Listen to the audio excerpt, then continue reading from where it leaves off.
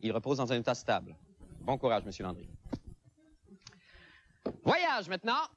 Le très funny Peter McLeod, qui s'est toujours vanté de ne pas utiliser d'écran solaire, revient de Ixtapa. Il a fait de la planche à voile. Je répète, il a fait de la planche à voile. Drame familial.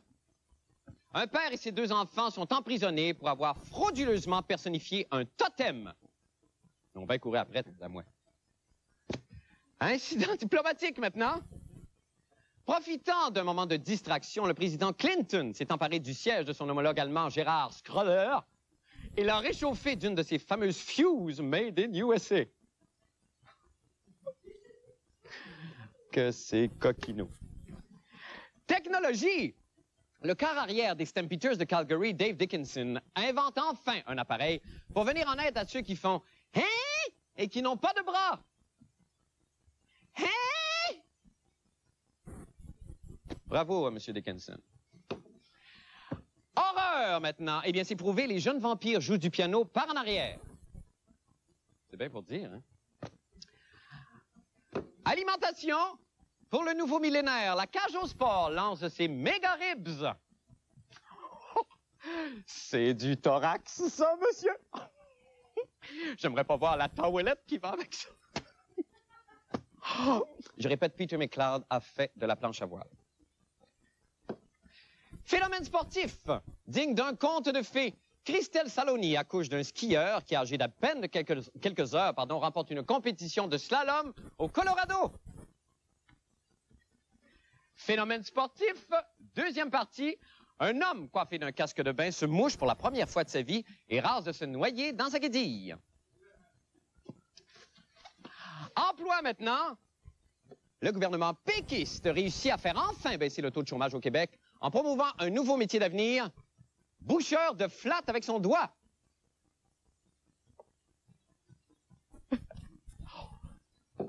Mobilier. Voilà ce qui arrive lorsqu'on épluche un lit à ressort avec son rotéto. Passez-vous le mot, les jeunes? Faune, maintenant. Attention! Ah, ce n'est pas un vrai tigre. Faites attention, pareil, monsieur. Miracle de la nature. 5 de ces femmes ont un pénis. Devinez lesquelles? Sitcom maintenant. La sympathique comédienne Sylvie Moreau de la série Catherine présente enfin sa sœur jumelle, mademoiselle Dany Verveine. Et enfin, terminons avec hommage. La comédienne Louise Marleau et le chanteur Claude Dubois assistent au dévoilement de leur statue de cire au musée de Madame Tussaud. C'est très réussi. Très réussi. Alors, c'est tout pour ce oisif segment. On regarde juste des portraits. Maintenant, pour les nouvelles de la fin du monde. Bon, ça, évidemment, me semblait aussi. Et le Point J a perdu ses cassettes et offre 1000 $ à qui les rapportera. Ça, je savais que ça arriverait, hein. À chaque fois que je croisais Judy, moi, j'y disais, Judy, tu vas perdre tes cassettes? Maudite folle! Elle m'écoute pas! Hein? Ben, c'est bien bon! Mais ayez pas peur, non, cela ne se produira jamais ici. Oh non, Madelon! Et pourquoi? Parce qu'après 3 ans d'expérimentation, essais-erreurs, avec toute l'équipe ici, on a développé une technique afin de ne pas égarer les cassettes. Et là, bon, je vais vous donner un petit truc du métier que vous apprenez juste si vous faites un doctorat en communication. Et encore, un truc qui s'appelle, retenez bien le nom, ça pourra vous servir éventuellement, tenir la cassette dans ses mains. Regardez bien, je vais faire une petite démonstration. OK. Alors, c'est un petit peu compliqué, mais vous allez voir, avec la pratique, ça vient tout seul. Mettons que j'ai la cassette de l'émission de ce soir et que je dois, pour une raison X, partir avec. Avant de partir, moi, là, je m'arrange pour tenir la cassette dans mes mains et regarder comme par magie, la cassette va venir avec moi. Je vais à droite. Hey, c'est qui la cassette? Je vais à gauche.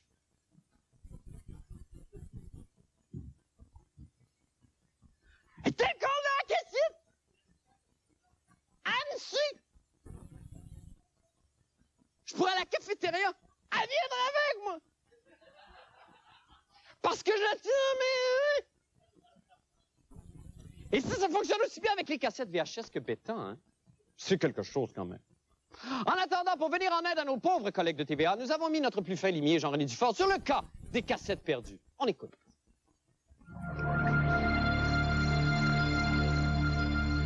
Mesdames, Messieurs, bonsoir et bienvenue à Dossier Mystère BBM. Ce soir, l'histoire troublante d'un homme qui oublie ses cassettes du point J sur le toit de sa voiture. Pourquoi? Cet homme dont parlent tous les journaux ce matin, c'est le réalisateur Marc-André Chabot. C'est lui qui prétend avoir perdu les cassettes du point J de demain. Je suis arrivé pour faire mon montage hier j'arrivais de tournage, alors je débarquais d'une voiture pour déposer des choses dans mon véhicule. J'avais plusieurs sacs et puis j'ai ouvert, j'avais besoin d'une troisième main pour ouvrir la porte, je ne l'avais pas, donc j'ai déposé le boîtier de cassette juste au-dessus de la porte. J'ai ouvert les portes, j'ai rentré les choses, tout ça, et là, j'ai changé d'idée. J'ai dit, au lieu d'aller directement monter, je vais aller m'acheter un café. Alors, quand on fait ça, on perd notre plan initial. J'ai refermé la porte, puis je suis parti en voiture. Et on le voit sur les caméras de sécurité de TVA. Dès que je sors du stationnement, puis je tourne à droite, le boîtier avec les 6 cassettes tombe dans la rue. Et le mystère commence là. Fait troublant, Marc-André Chabot est aussi cet arnaqueur, anciennement à la solde des Bleus Poudres, qui avait trouvé le numéro de téléphone du pape. Se pourrait-il qu'aujourd'hui, il perde des cassettes? Pourquoi? On sait c'est où le Vatican, OK? On sait qu'il y a un téléphone. Mes cassettes, je sais pas sont où, là. Je sais pas. Je veux dire, c'est pas la même technique, laisse-moi te dire. Fait encore plus troublant lorsque notre équipe de scientifiques a tenté de répéter la manœuvre prétendue de Marc-André. Elle fut incapable de perdre les cassettes. Ça a plus d'allure. Elle est encore là? Elle avait pas tombé? Non. Non, c'est pas une arnaque. Je suis prêt à faire n'importe quoi pour trouver ces cassettes-là. La population semble troublée de cette disparition. Pourquoi? Si les cassettes ont été perdues ici dans le village, c'est le concours du plus bel homme, bien, il risque de ne pas retrouver les cassettes, c'est quelqu'un de la communauté geek qui retrouve les cassettes. Je peux pas dire que ça m'émeut beaucoup, là. C'est une tristesse infinie, hein. Je sais pas comment on va pouvoir s'en remettre. Ah, moi, d'après moi, c'est la faute à Pierre-Louis Laberge. Oui. Moi, oui, certain. Arnaque BBM ou perte déplorable, plus personne ne comprend plus rien. Et c'est pour ça que c'est un dossier mystère. Ici Jean-René Dufort, à Montréal. On est de retour en studio avec Jean-René. Quel vaste complot, probablement, Jean-René. Salut, Marc. Et t'as vu? Ils ont placardé des affiches partout, 1000 $ de récompense avec un numéro. Bon, écoutez, là, il y a 6 cassettes qui ont été perdues, ou peut-être volées. On demande 1000 $, enfin, on offre 1000 $ de récompense. Oui. Combien coûte une journée de tournage, à peu près, Jean-René? Juste pour ça- faire un calcul rapide, pour savoir si c'est une récompense qui vaut la Ben, peine. ça coûte plus cher que 1000 $. Ouais, ne évidemment. serait-ce qu'au cachet UDA des 5 plus beaux hommes du Québec. OK. Ça doit coûter cher. D'accord. Donc, on pourrait offrir plus. OK. D'ailleurs, nous, sûrement, on pourrait offrir plus. Peut-être, je sais pas, moi, je risque un chiffre là, comme ça. Là. Risqué? 15-20 000 $. Non, peut-être moins que ça. Risqué moins. 1200 $. Ouais, genre 1005, mettons. 1005. On s'entend 1005. Juste pour prendre les cassettes puis les faire bouillir, tu sais, dans une espèce de chaudron à blé d'Inde. Ah, mais c'est incroyable. Donc, si on vous rapporte les cassettes à vous plutôt qu'au point J, c'est ça, vous allez offrir 1500 $, c'est Oui, ça que vous bon, on dites, les là? revendra 2000. On les revendra 2000 pour le point. Pour OK, faire un parfait. voyage. Ben, merci beaucoup. C'est une très bonne idée. Merci infiniment, Jean-René. Oui. On se laisse là-dessus? Oui. On peut envoyer les cassettes ici, donc, à Oui, 4 ben, saisons? téléphoner ou envoyer les cassettes. Communiquez avec nous sur notre site. 3535. C'est quoi D'accord. le poste de Dominique, la productrice? 7416. 7416. Oui, alors laissez le message si jamais Dominique n'est pas là, parce que très rarement, le bureau est en vacances. Merci infiniment, Jean-René. Oui, et ça- bonne fin de soirée. Nous allons faire une petite pause et nous revenons avec d'autres nouvelles. Je vous en prie, restez donc là. La fin du monde est dans... Les banques, c'est toutes des hosties de trous de cul. Font des milliards de profits en échange, services lamentables et coûteux, taux d'intérêt minuscules, coupures de personnel et calendrier hideux. C'est très enrageant, ça. Évidemment, tous les moyens sont bons pour fourrer le pauvre monde. Prenez la nouvelle campagne de promotion de la Banque Scotia, par exemple. Donnez-nous votre argent et on vous donne un coup de poing d'en face. Le pire, là, c'est que les gens se font avoir avec ça. Surtout les personnes âgées. Moi, je trouve ça odieux. Là, les personnes âgées, ils arrivent avec leur petit chèque de pension et là, ils se mettent à 4 caissières pour leur varger dessus. À cet âge-là, les os, ça se reprend pas de même, hein? Et pendant ce temps-là, ben quoi, évidemment, les profits montent, puis montent, puis montent. Isabelle Maréchal est aussi en maudit que moi. On regarde. Ah oui, je vous entends encore vous plaindre contre les profits astronomiques des banques. Facile se plaindre quand on reste assis à rien faire. Si je vous mettais au défi là, de venir avec moi leur dire notre façon de penser, viendriez-vous? C'est ça, il va tout seul.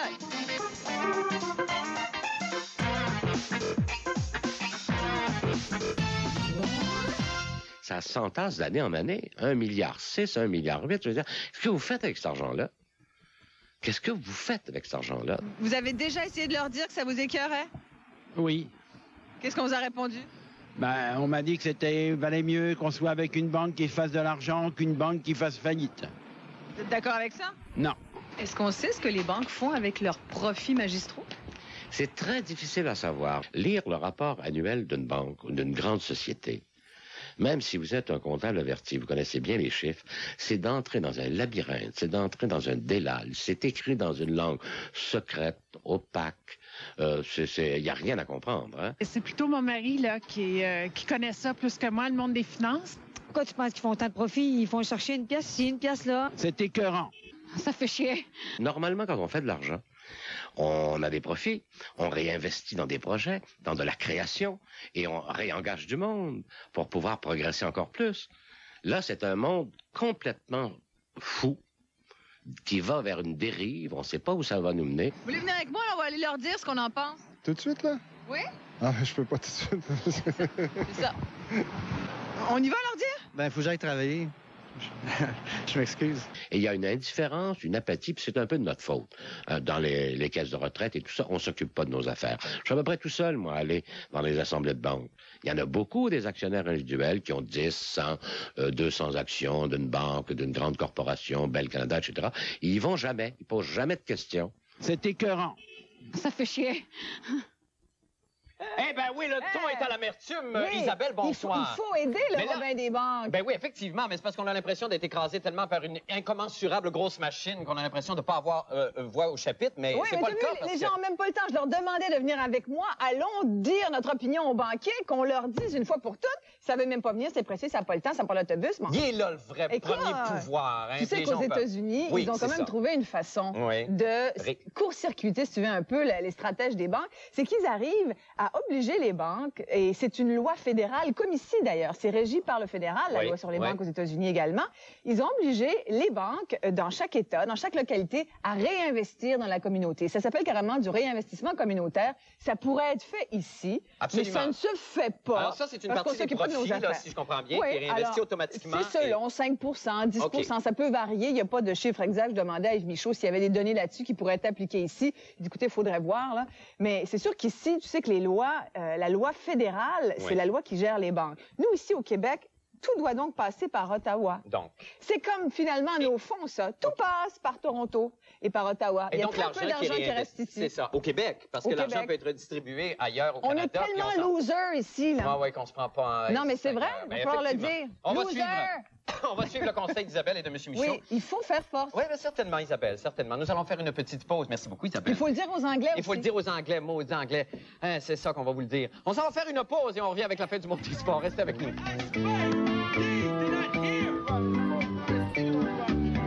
Salut, c'est... Avec Paul Aude. Paul, bonsoir. Bonsoir, Marc. Et bon début de semaine à vous, Paul. Bon début de semaine, Marc. Et bon anniversaire encore. Ben merci, c'est trop gentil, Paul. Mais vous êtes en deuil. Oui, je suis en deuil et je suis un peu furieux, d'ailleurs. Vous savez, les Alouettes, pour une deuxième saison consécutive, sont devenus des oiseaux de malheur, en quelque sorte, ces Alouettes. Oui, je sais. Des oiseaux de malheur. Oui, les Alouettes, on voit le lien. On part fort ce soir. Ah, oui. Parce qu'ils se sont fait battre, évidemment, par les Tiger Cats de Hamilton 27-26. Deuxième fin de saison dramatique contre les mêmes Tiger Cats, avec le résultat que Calgary et Hamilton ont rendez-vous la semaine prochaine à Vancouver. Comme l'année dernière. Oui. Oui, c'est ça. Les deux mêmes divisions qui s'affrontent. Ben, c'est toujours les mêmes divisions. C'est toujours la même... Contre l'Ouest. Je suis d'autant plus frustré car, sur le plan personnel, je comptais pouvoir débloquer les budgets afin que je puisse vous faire parvenir toute la semaine des reportages en provenance de Vancouver. Et ça n'a pas été possible, ça? Même si les Alouettes avaient gagné, je pense que ça n'aurait pas été possible. Ah bon, ben écoutez, c'est encore drôle. Évidemment, je suis un petit peu déçu du rassemblement qui a échoué jeudi dernier. 38 fanatiques seulement sont venus nous retrouver au stade McGill. Ne demandez pas pourquoi les Alouettes ont foiré hier. On peut l'expliquer comme ça. Exact. On peut. Et évidemment, vous avez vu que Nostradamus s'est trompé. De façon absolue et aberrante. Elle avait prévu une victoire des Kings. C'est le Canadien qui a gagné. Et regardez cette terrible image. La très, très grave blessure subie par Brian Savage, lorsqu'il a été mis en échec par Ian Laperrière des Kings. On dit qu'il a même été chanceux. Il aurait peut-être pu avoir des conséquences encore plus terribles. Sa vie même aurait pu être en danger parce que on a, à quelques millimètres près, sa moelle épinière aurait été touchée. On parle de vertèbre cervicale fracturée. C'est la clavicule qui est aussi... C'est le haut du dos et vertèbre cervicale. La C7 a été fracturée et la C5 aurait été également touchée. Mais c'est... Écoutez, en tout cas, il va s'en remettre, mais ça va prendre quand même quelques mois. Mais dans un certain sens, Yvon Penneau l'a souligné dans son article, justement, et je pensais la même chose que lui ce matin, ça sert bien Alain Vigneault et Régent Houle. On ne peut plus maintenant les accuser de quoi que ce soit. Avec l'équipe dont ils disposent, on ne peut plus réclamer leur tête. C'est fort, ça! Serait-ce arrangé? Oh, quelle question! Vous voulez dire si les déboires du Canadien sont provoqués par le Canadien? Par Régent Houle et Alain Vigneault. Ah, ça, Nos caméras de surveillance, des caméras de surveillance, ont réussi à capter ce moment inquiétant qui met en vedette Régent Houle. D'accord, on écoute. Allô, Alain? Régent? Oui, tu félicites Savage, hein? Oui, il y a déjà un journaliste qui dit qu'avec tous nos blessés, faut nous donner un break. Bien oui, ça poigne. Oui, l'opération Mal Mystérieux se poursuit ce soir. C'est Roussinski ce soir, en deuxième période. Blessure à la cuisse. Je répète, blessure à la cuisse. OK, Alain? Alors, on ne tardera pas à être fixé. Ça. On ne tardera pas à être fixé car le Canadien va sauter sur la glace dans quelques minutes à Anaheim. À Anaheim? Surveillez ça demain soir. Mais certainement, Paul. Merci beaucoup. Merci infiniment et bonne fin de soirée à vous. Nous allons faire une petite pause et nous revenons avec le mot de la fin, la météo. Restez avec nous.